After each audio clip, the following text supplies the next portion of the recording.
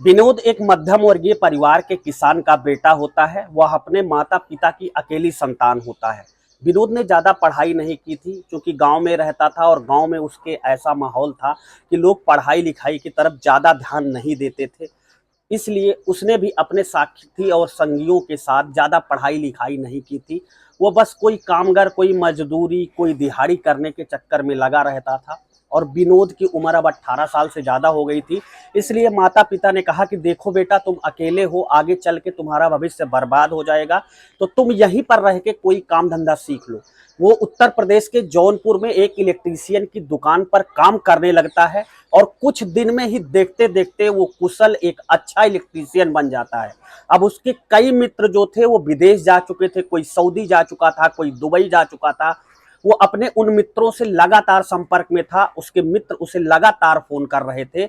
एक मित्र उसके से काम कर रहा था, वो विनोद को फोन करता है और कहता है कि मेरे कंपनी में एक इलेक्ट्रीशियन की वैकेंसी आई है, क्या तुम काम करना चाहोगे? विनोद उससे कहता है, हाँ भाई, क्यों नहीं करना चाहूंगा, मैं बिल्कुल करना चाहूंगा। और मेरे घर में देख ही रहे हो, 1 बीघे खेती है, उसी को पापा उसमें जो उपजाते हैं उसे बेचकर और पशुओं के दूध बेचकर हमारे घर का खर्चा चलता है। तो मैं भी चाहूंगा कि मुझे भी यार दुबई बुला लो। अब उसका मित्र कहता है कि ठीक है, थोड़ा समय दो, तुम अपना जो है कागजी कार्रवाई, पासपोर्ट वगैरह अप्लाई कर दो, वीजा मैं यहाँ से भेज दूंगा और तुम चले आना। अब वो धीरे धीरे 2-4 लोगों से, नात रिश्तेदार से, इष्ट मित्र से कुछ पैसे का इंतजाम करता है और फिर अपना पासपोर्ट बनवाता है और कुछ दिन बाद ही उसका वीजा आ जाता है और वो हंसी खुशी विदेश यानी कि दुबई कमाने के लिए चला जाता है। वो दुबई में आराम से कमाने लगता है। जिस कंपनी में उसकी जॉब लगती है, जिस कंपनी में उसकी नौकरी लगती है, उस कंपनी के सारे लोग देखते हैं कि विनोद अपने हर काम को बहुत मेहनत और बहुत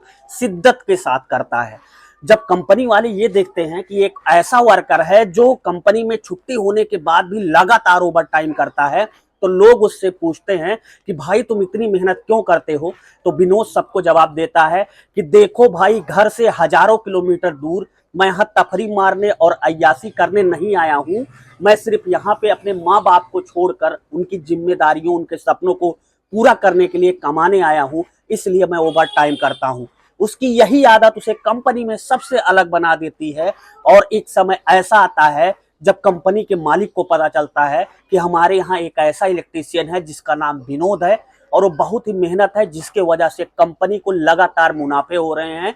तो उसका मालिक उसकी कंपनी में उसे बुलाता है और उसकी तनख्वाह बढ़ा देता है। अब जब सारे वर्करों को पता चलता है कि विनोद तो अभी कुछ दिन पहले ही आया, लेकिन उसने अपनी लगन और मेहनत से साबित कर, हाँ, अगर मेहनत और लगन है तो पैसे की कहीं भी किसी बात की कोई कमी नहीं है। अब धीरे धीरे समय गुजरने लगता है। 1-2 साल बाद वो अपने घर छुट्टी लेकर चला आता था। अब उसकी उम्र धीरे धीरे 28-30 साल हो गई थी।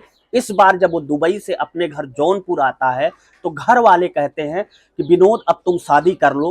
वो कहता है ठीक है, अभी इतनी जल्दी क्या है, अभी तो जल्दी में हमने घर वगैरह बनवाया है, शादी कर लूंगा, अभी इतनी जल्दबाजी की मम्मी पापा कोई बात नहीं है। लेकिन नात रिश्तेदार, समाज, सब लोग कहते हैं कि देखो भाई साहब, आपका बेटा विनोद अब अच्छी खासी तनख्वाह पाता है, अच्छी खासी नौकरी करता है विदेश में, अपने घर पक्का बनवा लिया है, सब कुछ ईश्वर ने दे दिया है। और उम्र समय है, उम्र समय गुजर जाने के बाद कोई चीजें अच्छी नहीं लगती है। समाज वाले विनोद के पिताजी को प्रेशर बनाने लगते हैं कि पिताजी मान जाते हैं। लेकिन अब विनोद के पिताजी एक लड़की से विनोद की शादी तय करते हैं जिसका नाम निशा होता है। निशा भी वहीं जौनपुर की रहने वाली होती है, विनोद के गांव से करीब 10-15 किलोमीटर दूर। देखने में बहुत ही सुंदर, बहुत ही सुशोभित, बहुत ही सभ्य संस्कारों वाली थी निशा। यह बात विनोद को बताई जाती है फोन पर दुबई में। तो विनोद कहता है कि ठीक है, आप लोगों ने देख लिया है तो हम पास कर देते हैं, शादी हम उसी से करेंगे। उसके मम्मी पापा कहते हैं कि बेटा ऐसा है कि तुम जो है आके देख लो, तभी ये शादी मान्य होगी। तो वो कहता है कि नहीं, आप हमारे माँ बाप हो, आपका हर फैसले में मेरी रजामंदी है। अगर आपने दुल्हन को पास कर दिया है तो मेरे तरफ से भी दुल्हन पास है। आगे क्या होता है कि उसकी शादी हो जाती है। शादी के बाद वो अपनी दुल्हन को कुछ दिन बाद दुबई ले जाता है और दुबई ले जाने के बाद क्या होता है पूरी कहानी में, वो मैं आपको चंद मिनट के अंदर पूरी कहानी में बताऊंगा कि आखिर भारत के वे लोग जो छोटा मोटा काम विदेशों में करते हैं, गल्फ कंट्री में करते हैं, दुबई में करते हैं, उन्हें अपनी पत्नियों को दुबई क्यों नहीं ले जाना चाहिए और इसके पीछे का कारण क्या है। नमस्कार, प्रणाम, आदाब, सत श्री अकाल। क्या हाल चाल। उम्मीद है आप स्वस्थ होंगे और मस्त होंगे। अपने चैनल पर एक मुहिम चल रही है। जिन लोगों का प्यार और आशीर्वाद कमेंट हमें हमारी कहानी में मिलता है, उनका नाम हम कहानी के आखिरी में लेते हैं। इस कहानी में उन लोगों के नाम है जिन लोगों ने पिछली कहानी पे हमें अपना प्यारा सा कमेंट दिया था। और चैनल को सब्सक्राइब कर लीजिएगा। फिलहाल बिना समय गंवाए आते हैं कहानी की तरफ। विनोद दुबई से छुट्टी लेकर वापस आता है। उसकी शादी की डेट तय हो चुकी थी और उसके बाद वो अपने घर पर समय काटने लगता है, अपने शादी की तारीखों का इंतजार करने लगता है। दिन बाद ही उसकी शादी की तारीख आ जाती है और बड़े धूमधाम से बारात जाती है। निशा दुल्हन बनकर उसके घर आती है। जब वो निशा को सुहाग रात के दिन उसका घूंघट उठाता है तो वो देखता है कि निशा जितना माता पिता ने कहा था उससे कई गुना अच्छी है और बहुत ही देखने में सुंदर है। वो निशा के साथ रहने लगता है और ये सोचने लगता है कि आखिर माँ बाप ने जो मेरे लिए फैसला लिया था वो बहुत अच्छा लिया था। और निशा के साथ लगभग वो 3 महीने का समय काटता है। वो देखता है निशा देखने में जितनी खूबसूरत है उससे कई गुना अच्छी उसकी आदतें हैं, हर चीज को समझती है, माता पिता की सेवा करती है।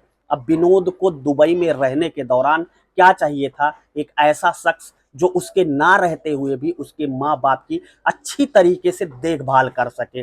अब विनोद निश्चिंत हो जाता है और धीरे धीरे 3 महीने का समय गुजर जाता है और उसके बाद वो सीधा दुबई चला जाता है कमाने के लिए। जब वो दुबई पहुंचता है, दुबई पहुंचने के बाद वो बहुत ख्वाबों ख्यालों में खोया रहता है। उसको अपनी पत्नी की नई नवेली दुल्हन निशा की याद आ रही थी, लेकिन अब वो क्या करे, घर से हजारों किलोमीटर दूर मजबूरी में यहाँ कमाने आया था।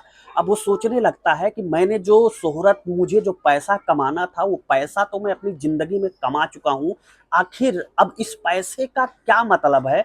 मैंने जो कुछ अपना सेविंग रखा है, जो कुछ पैसे बचा के रखे हैं, क्यों ना मैं इंडिया वापस चला जाऊं और अपनी पत्नी के साथ ही अपना जीवन काटना शुरू करूं, एक प्यारा जीवन, एक अच्छा जीवन। यह सोचते सोचते ही विनोद रात में ड्यूटी से आया था और सो जाता है। सोने के बाद जब वो अगले सुबह उठा था तो नज़ारा कुछ दूसरा था। आज से विनोद का मन किसी भी काम में नहीं लग रहा था। अब वो धीरे धीरे काम की तरफ उसकी रुचि कम हो रही थी और इसका प्रभाव उस कंपनी में पड़ रहा था। उस कंपनी में ऐसा प्रभाव पड़ा कि धीरे धीरे उस कंपनी के मालिक को पता चल गया कि विनोद जो है, जो कंपनी का सबसे अच्छा वर्कर है, सबसे अच्छा इलेक्ट्रीशियन है, उसका काम में मन नहीं लग रहा है। कंपनी का मालिक एक दिन विनोद को अपने केबिन में बुलाता है और केबिन में बुलाने के बाद पूछता है कि विनोद क्या हुआ है, अब की बार से जब तुम छुट्टी काट के भारत से वापस आए हो दुबई, तुम्हारा मन नहीं लग रहा है, आखिर रीजन क्या है। तो वो कहता है कि साहब दरअसल मैं अब इंडिया वापस जाना चाहता हूँ, मुझे अब मेरा जी यहाँ पे काम करने में नहीं लग रहा है, मेरी नई नई शादी हुई है, मैं अपनी पत्नी के ही ख्वाबों ख्यालों में खोया रहता हूँ।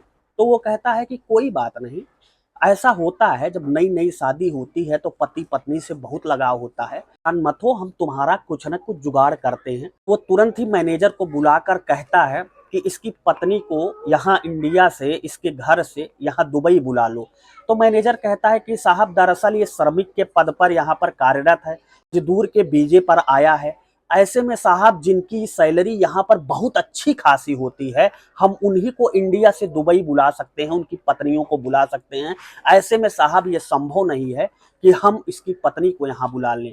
लेकिन जो मैनेजर होता है वो मद्रास का होता है। अब आप इंडिया के आदमी को जानते हैं कि इंडिया के आदमी जुगाड़ू होते हैं, जुगाड़ से वो बहुत बड़ा बड़ा काम बना लेते हैं। मैनेजर देखता है कि मालिक का दबाव लगातार उसके ऊपर बढ़ रहा है, तो वो मालिक से कहता है कि साहब एक चीज हो सकती है। तो मालिक कहता है बताओ क्या हो सकती है, मुझे तो फायदे से मतलब है, मुझे अपनी कंपनी में मुनाफा चाहिए, बताओ करना क्या है। कहता है कि साहब अगर हम विनोद को यहाँ पर इंजीनियर के पोस्ट पर रख दें और उसकी जो सैलरी है वो थोड़ा बढ़ा दें तो हम इसकी पत्नी को इंडिया से दुबई बुला सकते हैं। अब चूंकि मालिक को एक मुनाफा चाहिए था, फायदा चाहिए था, उनका एक कंपनी बीबी के चक्कर में परेशान हो रहा था, उसका काम में मन नहीं लग रहा था, इसलिए मालिक ने कहा कि ठीक है ऐसा ही करो। उसको बाकायदा कंपनी में इंजीनियर के पद पर तैनात कर दिया जाता है और उसकी सैलरी भी बढ़ा दी जाती है और उससे कहा जाता है कि 1-2 महीने तुम इंतजार करो, अब की बार तुम 1 साल के लिए दुबई आए हो, 2 महीने बाद तुम्हारी पत्नी को हम यहाँ पर बुला लेंगे। और जैसे ही 1-2 महीने बीतता है, वो अपनी पत्नी को इंडिया से दुबई बुला लेता है। जब उसकी पत्नी दुबई पहुंचती है तो वो बहुत खुश होती है, वो अपने पति के पास पहुंच चुकी थी। विनोद के भी खुशी का ठिकाना नहीं रहता है, वो लगातार इधर अपने माता पिता को पैसे भेजता रहता है कि माता पिता को मेरी पत्नी दुबई आने के बाद कोई दिक्कत ना हो, लगातार अपने माता पिता से संपर्क बनाए रहता है। अब उसकी पत्नी इधर दुबई जब पहुंच चुकी थी, दोनों को कंपनी के मालिक उसी कंपनी के बगल कुछ दूर पर उनका एक फ्लैट था, उसकी चाबी पकड़ा देते हैं। कहते हैं लो भैया ये चाबी पकड़ो और आप जाके वहां रहना शुरू करो। अब दोनों पति पत्नी वहां पर खुशी से अपना जीवन यापन करने लगते हैं। 6-7 महीने बाद उस कंपनी का मालिक अपने उस फ्लैट को देखने के लिए जाता है और जैसे ही वो विनोद के कमरे में घुसता है, विनोद जैसे ही अपने मालिक को देखता है, वो कहता है अरे मालिक साहब आप। तो मालिक साहब कहते हैं हाँ कैसे हो, ठीक हो? मैं तो अपना फ्लैट देखने आया था कि क्या हाल चाल है, सब ठीक ठाक है, कोई दिक्कत परेशानी तो नहीं? तो विनोद कहता है नहीं साहब कोई दिक्कत परेशानी नहीं है साहब, सब कुछ जिंदगी अच्छे से कट रही है। तो विनोद कहता है कि साहब पानी पी लो। तो कह रहा है अरे यार पानी ही पिलाओगे? मालिक कहता है चाय वगैरह नहीं पूछोगे? तो वो कहता है हाँ साहब क्यों नहीं, अरे आप हमारे मालिक हैं, आपकी वजह से हम फ्लैट में रह रहे हैं, आपकी वजह से मेरा कारोबार है, आज आपकी वजह से मेरी नौकरी है, क्यों नहीं पिलाऊंगा साहब, अंदर आइए। पत्नी को कहता है कि निशा एक गर्मा गर्म चाय बना कर लेकर आओ। अब निशा गर्मा गर्म चाय बनाकर लेकर आती है, लेकिन उसने पर्दा कर रखा था।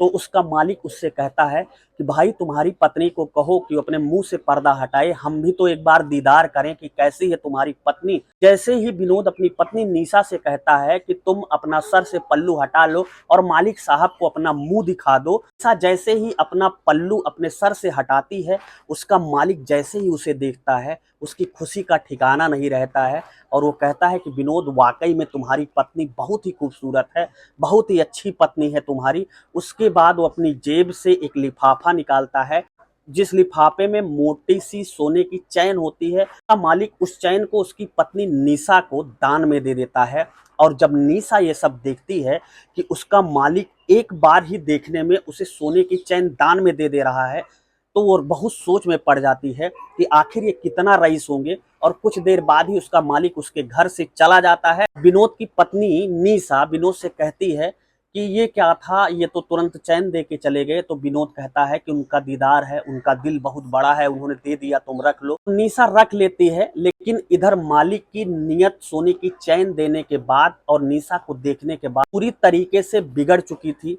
अब वो विनोद को देखता कि जैसे वो ड्यूटी पे रहता वैसे वो उसके कमरे पर यानी कि अपने फ्लैट पर पहुंच जाता। एक बार निशा ने ये चीज विनोद को बताई, लेकिन वो कहता है कि मैं मजबूर हूँ, विदेश में हूँ, कर भी क्या सकता हूँ, मकान उनका है, वो जब चाहे तब आ सकते हैं। अगर मैं रोकूंगा तो वो यहाँ के लोकल आदमी है, मेरे ऊपर कोई जुर्म करेंगे, मेरे ऊपर कोई सजा देंगे, इसलिए जैसा चल रहा है वैसा चलने दो। धीरे धीरे निशा से बात करने लगता है। निशा भी उसकी सुख सुविधाओं, पैसों, शोहरत को देखकर धीरे धीरे उसके चक्कर में आने लगती है। अब धीरे धीरे 1-1.5 साल बीत जाने के बाद विनोद देखता है कि उसकी पत्नी निशा का रुझान उसकी तरफ कम है, जबकि उसकी मालिक की तरफ ज्यादा है। वो जब ये सब बातें अपनी पत्नी निशा से कहता है तो निशा तपाक से कह देती है, मैं अब इस तरीके से जिंदगी नहीं गुजार सकती हूँ, मुझे अब रईसी में अपनी जिंदगी गुजारनी है, एक अच्छा जीवन गुजारना है, क्या तुम उतना कमा कर मेरी खर्चा पूरी कर सकते हो? कल विनोद के मालिक ने निशा को महंगी महंगी चीजें देकर उसकी आदत पूरी तरीके से बिगाड़ दी थी। विनोद अपनी पत्नी निशा के मुंह से ये सब बातें सुनता है तो उसे बहुत बुरा लगता है, लेकिन अब मरता क्या न करता। निशा आखिर में 2 साल बीतने के बाद उसके हाथ से पूरी तरीके से जा चुकी थी। वह दुबई में ही विनोद जिस कंपनी में काम करता था उसके मालिक के साथ अपना जीवन गुजारने लगती है। शायद इसीलिए लोग कहते हैं कि जो लोग गल्फ कंट्री में विशेष करके दुबई में काम करते हैं, उन्हें अपनी पत्नियों को लेकर दुबई या गल्फ कंट्री नहीं जाना चाहिए। तो ये थी आज की कहानी। दोस्तों, आज की कहानी आपको कैसी लगी और आप निशा और विनोद के बारे में और उसके मालिक के बारे में क्या कहना चाहते हैं, आप अपनी राय कमेंट बॉक्स में जरूर बताएं। सिलसिला है उन लोगों का नाम लेने का जिन लोगों का कमेंट हमें पिछली वीडियो में प्राप्त हुआ था। उनके नाम है मुकेश गुर्जर, दौसा राजस्थान से, पूनम राजपूत हैं तिरवा कन्नौज से, कुमार हैं कैथल हरियाणा से, फैयाज खान हैं प्रयागराज से, सुनील भारद्वाज हैं अयोध्या उत्तर प्रदेश से, राम गोपाल हैं बहराइच उत्तर प्रदेश से, मुन्ना खान हैं जयपुर राजस्थान से, अजय मिश्रा नोएडा से हैं और पीबी सेठ हैं। आप लोगों का कमेंट और आशीर्वाद हमें प्राप्त हुआ था। उम्मीद है आपका कमेंट और आशीर्वाद हमें ऐसे ही प्राप्त होता रहेगा और आपका आशीर्वाद हमेशा हमारे साथ पर ऐसा ही बना रहेगा।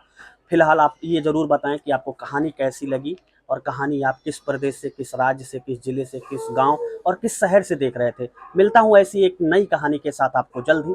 तब तक के लिए जय हिंद, वंदे मातरम।